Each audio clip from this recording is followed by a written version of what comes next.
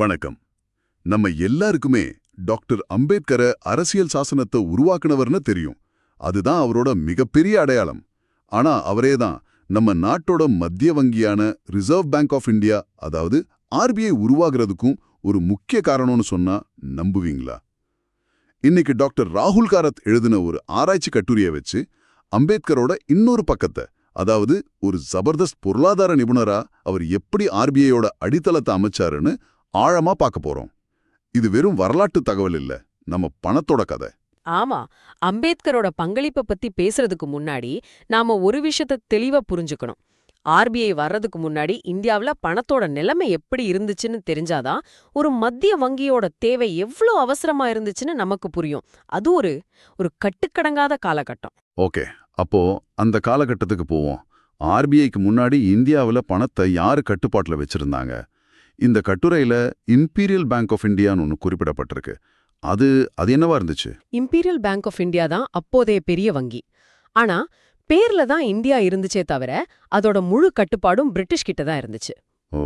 அது இந்தியாவோட மத்திய வங்கி மாதிரி செயல்பட்டாலும் அதோட உண்மையான நோக்கம் பிரிட்டிஷ் அரசாங்கத்தோட வர்த்தகத்துக்கும் அவங்களோட நிதி தேவைகளுக்கும் உதவுறது தான். அப்போ ஒரு இந்திய விவசாயிக்கோ சின்ன வியாபாரிக்கோ அதனால பெரிய பிரயோஜனம் இல்ல. பிரயோஜனம் இல்லவே இல்ல. அப்போ இந்திய பொருளாதாரம் ஒரு முறையான அமைப்பு இல்லாம பிரிட்டிஷ்காரங்க விருப்பத்துக்கு ஏத்த மாதிரி ஆடிக்கிட்டு இருந்திருக்கு. சரியா சொன்னீங்க. நம்ம மக்களோட தேவைக்கு ஏத்த மாதிரி எந்த நிதி கொள்கையும் இல்ல. மிகச் சரியா சொன்னீங்க. பணத்தோட மதிப்பு நிலையா இருக்காது. வட்டி விகிதங்கள் பிரிட்டிஷ் வர்த்தகர்களுக்கு சாதகமா இருக்கும். சுருக்கமா சொன்னா நிதி அமைப்புங்கிறது இந்தியர்களை சுரண்டறதுக்கான ஒரு கருவியா இருந்துச்சு. இந்த அடிப்படை பிரச்சனையத்தான் டாக்டர் அம்பேத்கர் சரி செய்ய நினைச்சாரு. இங்கேதான் விஷயமே சுவாரஸ்யமா மாறுது.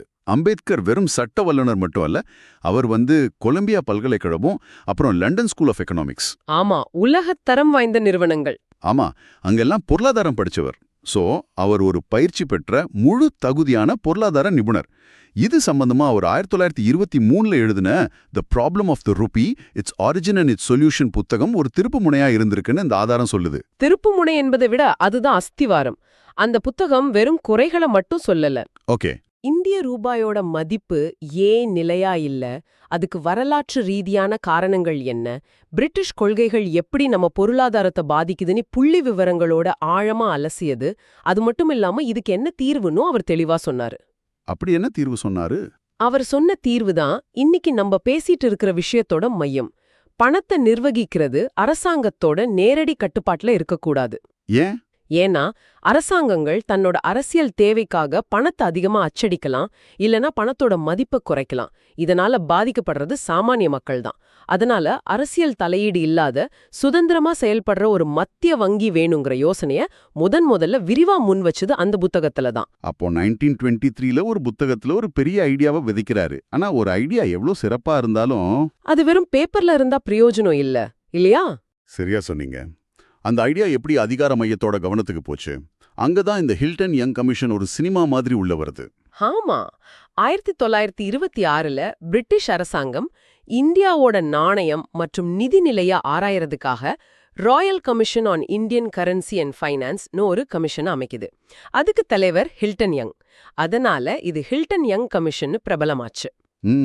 இதுல சுவாரஸ்யமான விஷயம் என்னன்னா, அம்பேத்கர் தன்னோட கருத்துக்களை புத்தகத்தோட நிறுத்திக்காம இந்த கமிஷனுக்கு முன்னாடி நேர்ல போய் சாட்சியம் அளிக்கிறார்.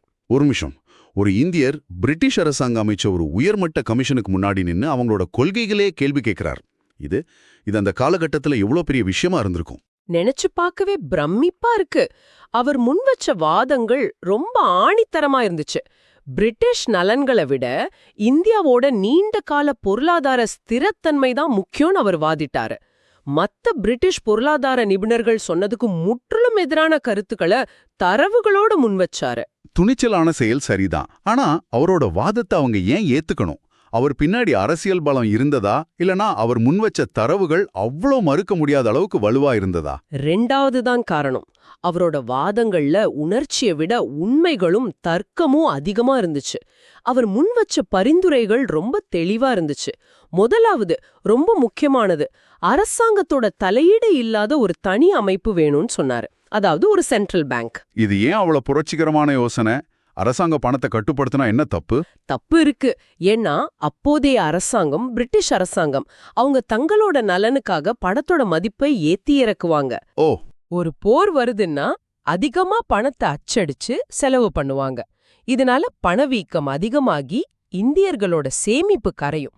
ம், அதனால அரசியல் தலையீடு இல்லாத ஒரு அமைப்பு தான் மக்களோட நலனை பாதுகாக்கும்னு அவர் நம்பினாரு. அடுத்து ரெண்டாவதா ஒரு நிலையான நாணய கொள்கை, அதாவது ஒரு ஸ்டேபிள் மானிட்டரி பாலிசி வேணும்னு சொன்னாரு. பணத்தோட மதிப்பை ஒரு குறிப்பிட்ட அளவுக்குள்ள நிலையா வச்சுக்கணும். அப்போதான் வியாபாரம் செய்யறவங்களுக்கும் முதலீடு செய்யறவங்களுக்கும் ஒரு நம்பிக்கை வரும், பொருளாதாரம் வளரும். இது கேட்க நல்லா இருக்கு. அப்போ இன்னைக்கு ஆர்பிஐ செய்யற வேலைகள்ல இதுவும் ஒண்ணு இல்லையா? வட்டி விகிதத்தை ஏத்துறது, இறக்குறது மூலமா பணவீக்கத்தை கட்டுப்படுத்துறது. இந்த சிந்தனைக்கு விதை அங்கேயே போடப்பட்டிருக்கு. மிகச்சரியா. அடுத்த மூணாவது ஒரு முக்கியமான விஷயம் சொன்னாரு. வங்கிகளோட செயல்பாடுகளை கடுமையா கண்காணிக்கணும், கட்டுப்படுத்தணும்னு சொன்னாரு. ஓகே. சாதாரண மனிதனோட சேமிப்பு பாதுகாக்கிறத பத்தியும் சிந்திச்சிருக்கார். அதுதான் அம்பேத்கரோட சிறப்பு. இறுதியா இது எல்லாத்தையும் சேர்த்து ஒரு கட்டமைக்கப்பட்ட நிதி கொள்கை, ஒரு ஸ்ட்ரக்சர்டு ஃபைனான்ஷியல் பாலிசி வேணும்னு சொன்னாரு. இது எல்லாமே இந்தியர்களுக்காக இந்திய நிபுணர்களால இந்திய மண்ணில் வடிவமைக்கப்படணும்னு அவர் விரும்பினாரு. லண்டன்ல இருந்து வர உத்தரவுகளுக்கு நம்ம தலையாட்டக்கூடாதுன்னு சொன்னாரு. வாவ்! இது அந்த காலகட்டத்துல ஒரு பொருளாதார விடுதலை பிரகடனம் மாதிரி. ஒரு இந்தியர் பிரிட்டிஷ் கமிஷன் முன்னாடி எவ்ளோ தைரியமா தர்க்க ரீதியா வாதாடுறார். கேட்கவே ஆச்சரியமா இருக்கு. ஆனா வெறும் வாதம் போதுமா? பிரிட்டிஷ் அரசாங்கம் நிஜமாவே அவர் சொன்னதை கேட்டுச்சா? இல்ல வழக்கம் போல இதையும் ஒரு காதுல வாங்கி இன்னொரு காதுல விட்டுருச்சா? அதுதான் இந்த கதையோட உச்சக்கட்டம். அவங்க கேட்டாங்க. அப்படியா? அம்பேத்கரோட வாதங்களாலும் அவர் முன்வச்ச தரவுகளாலும் ஹில்டன் யங் கமிஷன் பெரிதும் ஈர்க்கப்பட்டது. அவங்க சமர்ப்பிச்ச அறிக்கையில அம்பேத்கரோட பரிந்துரைகள் பகுத்தேக அப்படியே எதிரொலிச்சுது. ஒரு தனிப்பட்ட மத்திய வங்கி வேணுங்கிற கருத்தை அந்த கமிஷன் முழுமையா ஏத்துக்குச்சு. அப்போ புத்தகத்துல ஆரம்பிச்சு கமிஷன்ல சாட்சியம் சொல்லி அது ஒரு அதிகாரப்பூர்வ அறிக்கையா மாறுது. இதுக்கும் ஆர்பிஐ உருவானதுக்கும் நேரடி தொடர்பு இருக்கா? நேரடி தொடர்பு இருக்கு. ஹில்டன் யங் கமிஷனரோட அறிக்கையை அடிப்படையா வச்சுதான் பிரிட்டிஷ் அரசாங்கம் 1934ல இந்திய ரிசர்வ் வங்கி சட்டத்தை ஏற்றுது. Reserve bank of India act 1934. Correct. அது தொடர்ந்து ஏப்ரல் 1, 1935ல இந்திய ரிசர்வ் வங்கி அதிகாரப்பூர்வமா செயல்படத் தொடங்குது. ஒரு நிமிஷம் இதை யோசிச்சு பார்க்கணும். ஒரு தனி மனிதன் ஒரு புத்தகத்துல எழுதின ஒரு யோசனை பல தடைகளை தாண்டி ஒரு தசாப்தத்துக்குள்ள ஒரு நாட்டின் மிகப்பெரிய நிதி நிறுவனமா உருவெடுக்குது. இது அறிவுசார் உழைப்புக்கு கிடைச்ச மிகப்பெரிய வெற்றி. நிச்சயமா.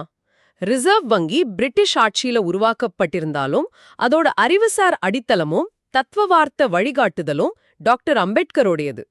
ஒரு மத்திய வங்கி எப்படி இருக்கணும், அதோட கடமைகள் என்ன, அது எப்படி சுதந்திரமா செயல்படணுங்கிற வழிபடத்தை அவர் கொடுத்தாரு. இன்னைக்கு நாம பாக்குற ஆர்பிஐயோட டிஎன்ஏல அம்பேத்கரோட சிந்தனைகள் கலந்திருக்கு.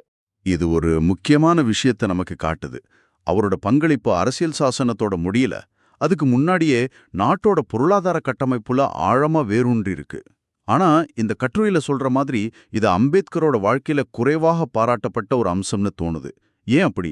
அதுக்கு காரணம் அவரோட சமூக மற்றும் அரசியல் பங்களிப்புகள் ரொம்ப பிரம்மாண்டமானவை. ஒடுக்கப்பட்ட மக்களுக்காக அவர் செஞ்ச சீர்திருத்தங்கள், இந்திய ஜனநாயகத்துக்கு அவர் கொடுத்த அரசியல் சாசனம், இதெல்லாம் ரொம்ப பெரிய விஷயங்கள். இந்த வெளிச்சத்துல அவரோட பொருளாதார பங்களிப்புகள் கொஞ்சம் மங்கி தெரியுது. ஆனா உண்மையில பொருளாதார நீதியும் சமூக நீதியும் ஒன்னோட ஒன்னு பிணைஞ்சதுன்னு அவர் நம்பினாரு. இது ரொம்ப முக்கியமான பாயிண்ட். ஏன்னா இதோட அர்த்தம் அம்பேத்கர் உருவாக்கியது வெறும் சட்ட புத்தகம் மட்டும் அல்ல. நம்ம பாக்கெட்ல இருக்கிற ஒவ்வொரு ரூபாய் நோட்டுக்கும் பின்னாடி அதோட மதிப்பு நிலையா இருக்கணும்னு போராடின ஒரு பொருளாதார மேதையோட சிந்தனை இருக்கு.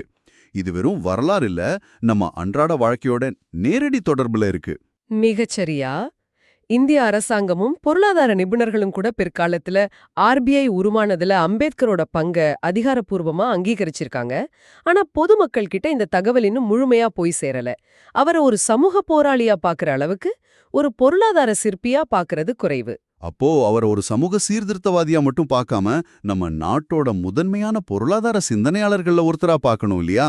சந்தேகமே இல்ல.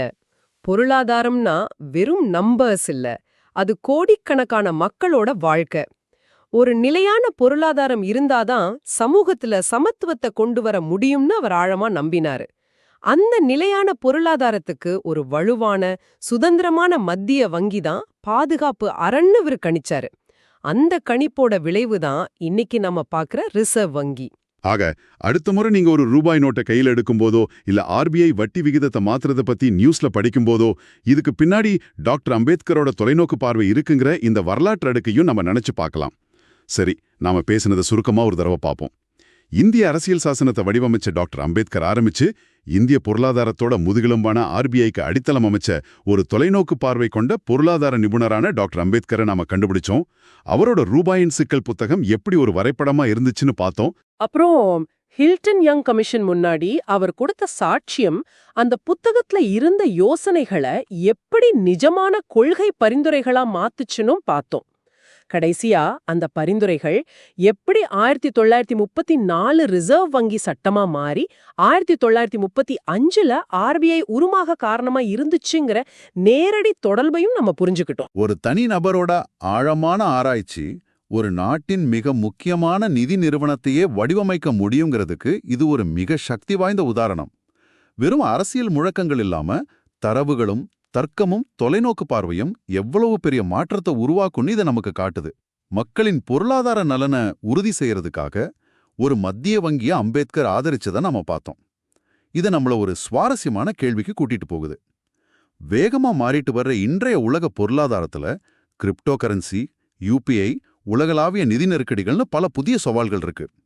ஒருவேளை டாக்டர் அம்பேத்கர் இப்போ ரூபாயின் சிக்கல் 2.0ன்னு ஒரு புத்தகத்தை எழுதினா ஒரு சாமானியனோட நலனுக்காக என்னென்ன நவீன நிதி சிக்கல்களை தீர்க்க அவர் கவனம் செலுத்துவார்னு நீங்க நினைக்கிறீங்க?